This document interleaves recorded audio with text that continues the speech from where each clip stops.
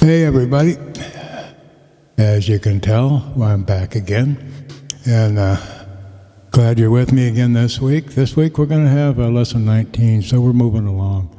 And as I start on this, I want to share with you for a minute that I make mistakes through this, which you've seen, and I'm sure you've corrected them for me, even without me going back and correcting them.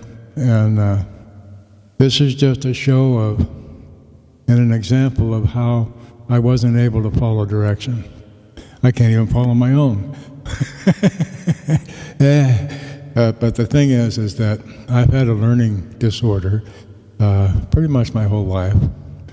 And I've been able to teach myself how to play the keyboards, fix TVs, fix cars, fix auto body problems. In fact, actually run an auto body shop on the side, and a few other things. And but I've always stuck with music because I just love monkeying around and playing music and watch people watch me and all that kind of stuff that goes with everything. But anyway, so where my problem rises is that if I get into thinking about what somebody's trying to show me, or I'm reading something on what I'm trying to learn, there's a gap in there. And just like when I'm showing you a chord, and I go to count up, and I say that's the fifth of the chord. Well, it's not, it's a third. And but see, if I'm not talking about it, and I'm not trying to show anybody something, all this stuff comes natural.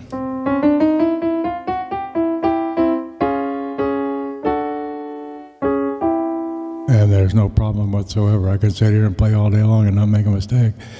But once I try to get involved in the thinking process, whatever that learning thing is, I decided a long time ago not to just try and fix it, because it's impossible for me. So I just carry on, and I don't seem to have too many problems. But I found that, it may sound crazy, but when I was teaching way back when I was 18 years old, I would teach these little guys how to play the keyboard. And I would make mistakes, and they would catch me on it. And then I was noticing that they always remembered that mistake that they caught me on, and they learned from it faster than they would have ever learned without catching that mistake. So that's why I leave my mistakes in. I hope nobody has had a problem with that, but I'm sure you'll realize you caught the mistakes and you learned something. Anyway, for this week, here we go. We've been monkeying around with the D flat chord. This is, I think, our third week, or a little bit past it anyway, but so we're going to move on from there. But I'm going to show you a few things first. It's time to really get into looking at our gifts that we have for us. And those gifts are already there. We just have to use them. And they're the different parts of a chord: the diminished, the augmented, the sixth, the seventh, the ninth. And if we incorporate those in our playing and in our writing, we'll find that we become bounced from the ordinary to the little special. I'll show you what I'm talking about. We'll take the D flat.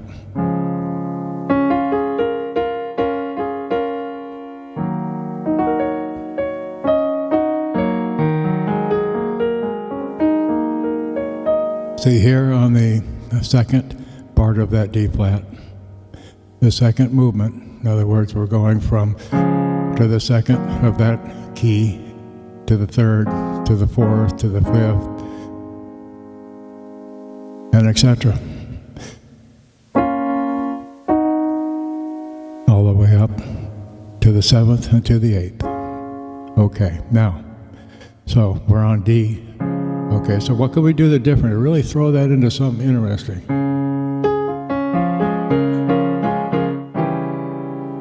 Hear that? Kind of neat, huh? Okay, I just diminished the D flat. What if I do a little more?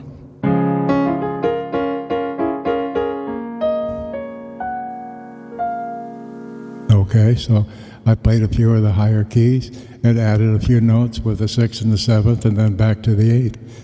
And I added the 3rd up here. Okay, now. And then I'm going to go to a diminished.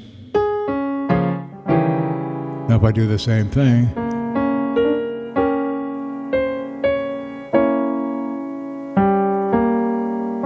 then I can add a 9th.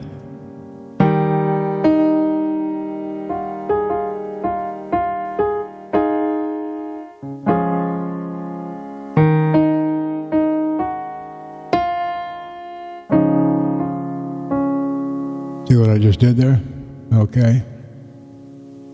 In other words, we can incorporate those into our progression. So in other words, if we're going to play a D, then we're going to play, say, an F, which would be there's the first, one step up, there's the minor, and then there's the next minor. So that's a 3rd there.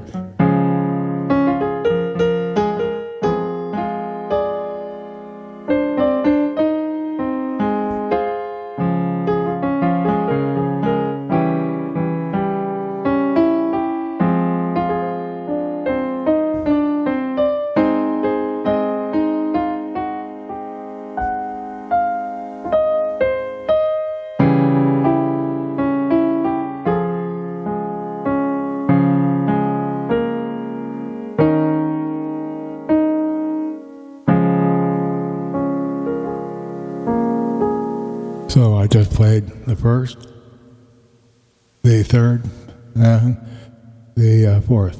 Now, between the 2 and the 3rd, and the 7th and the 8th. So in other words, going back to the C chord again. 1, 2, 3, 4. Okay? Between the 1st, the 2nd, the 3rd, and the 4th, we have just a half of a step. In the same way, here's 1, 2, 3, 4, 5, 6, 7. Between the 7th and the 8th, we have a half a step. And that stays true to every chord that you play. Okay, now, this next thing that stays tuned to everything you play is the progression of whether it's the regular chord of C, for instance. It's just a regular chord. There's no flats to it, there's no minors, there's no diminished, there's nothing. Okay, but every 2 and 3rd of that chord is a minor. So we have a regular minor. Okay. Then we have the 6th is also. So here's the 4th, here's the 5th, here's the 6th. And that's a minor, A minor. Okay. And then we have a diminished. And then we're back to the beginning. That stays the same for every single chord you use, okay? So here we go. Here's the 1st, here's the 2nd, it's a minor. Okay? And here's the 3rd. That's a minor. Okay, here's the 4th. Here's the 5th. Okay, here's the 6th, minor. And then the 7th is a diminished. And then we have the half a step again, back to which, remember, I said there was a half a step between 7 and 8. Boop, there it is. And back here, the half step was between the 3rd and the 4th. So those things always stay the same. The half step between 3, 4, and 7, and 8, and 2 and 3 are minor chords, and 6 is minor chord. And that stays tuned for everything. So,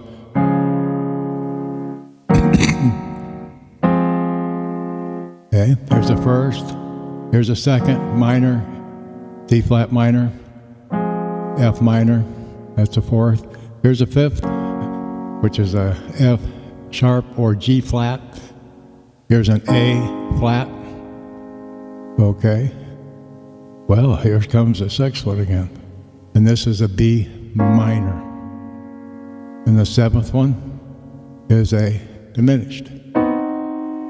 And then the half step here again is back to a full octave, which is the 8th. Okay, pretty simple. But for the next coming week, I want you to take this D flat and really rip it up. In other words, just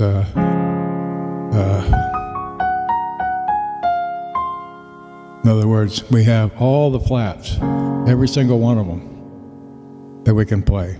And we have an F and we have a C that are also in there. Because as we go up, see here's our F right here. See? Now we're hitting F and C in our F minor. Okay, so we have all the black notes and then we have C and F. So that means we can do this.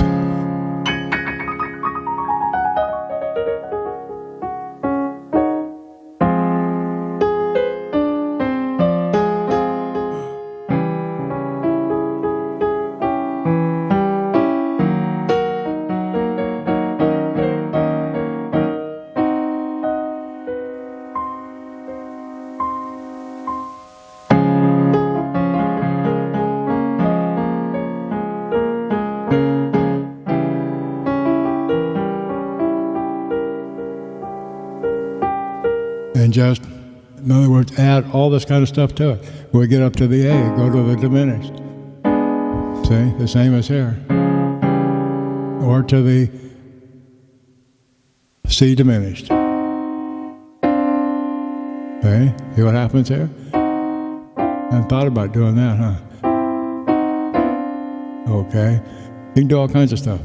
And I want you to incorporate that in and go ahead and write it into some part of maybe your chorus of the song that you've been working on with D flat. Now, it's a new week, so we're going to go to D. Same thing, we have D. Now, okay, so here's D.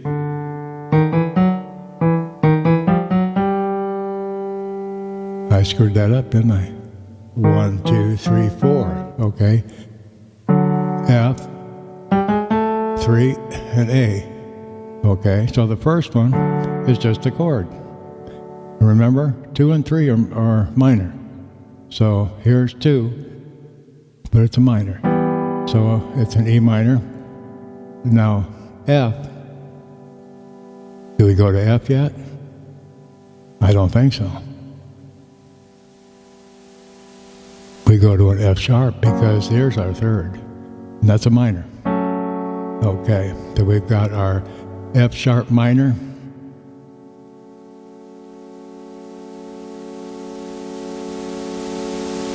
Now we go to a G. Then we go to an A. Okay, now, here's our half step.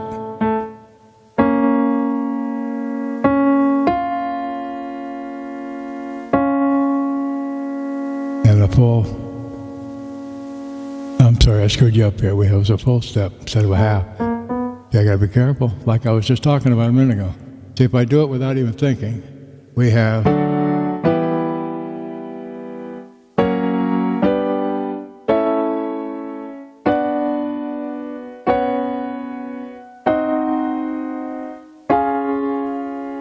okay. See where I got goofed up when I was talking about it. But let's not worry about the goof up. Let's do it again. We have D. Second is a minor. The third is a minor. Now between the fourth and the fifth we have half step. So from F sharp over here is just down to G. And then a full step to A. Then we have a full step to B. And B is a minor. Okay, then we have a full step again to, look at this.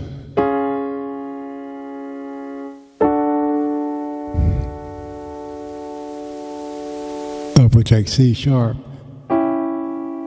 which is the diminished, see? Where I went to D flat, okay? But see, the last one, the seventh one is always what? It's diminished. So we go from the sixth, which is a minor. We go to the seventh, which is a full step, and it's a diminished.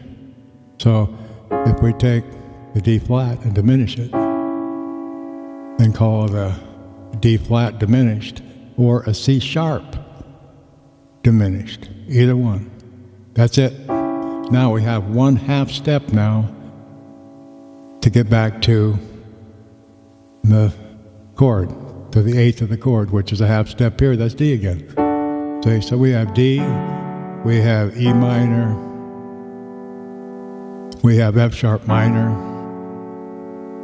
and we have the half step between 4 and 5, which is a G. Then we have a full step up. In other words, a full step is coming up the full step. Up, up, up. Okay, now we come up to an A. Okay. Now we come up a full step, boop, to a B minor. Now we go half step. No, we go a full step to C sharp, diminished. And now we go half step from 7 to 8 to the beginning of our chord again. Okay. So now we can start working on that. But I want you for this next coming week to take the D. And there's things I try to show people. I should be showing you little neat things, and I'm going to start doing that. Like, say for instance, you've got D flat, and you want to do a little something different.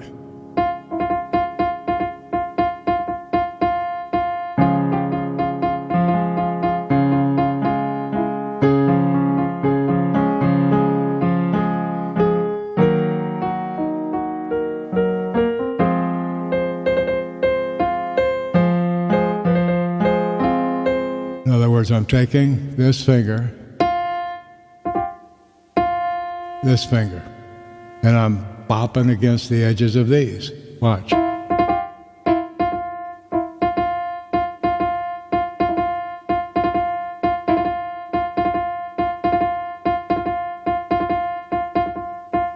You have to practice it because you need to hit it the same spot. Or you can hit it at a different spot. And do it 1 to 3, 1 to 3, or 1 to 2. I can't do 1 to 2. I've never done 1 to 2. Okay, we'll just do 1 to 3. Okay, and the other thing you can do is when you get up here, why don't you do this?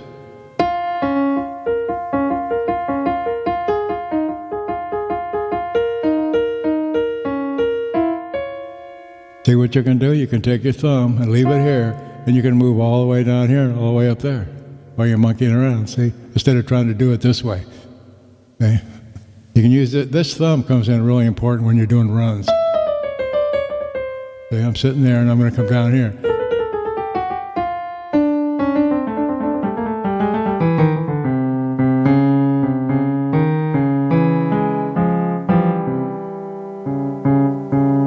Okay, and when you're doing a run coming down, especially here where it's all black keys, this is the advantage you got.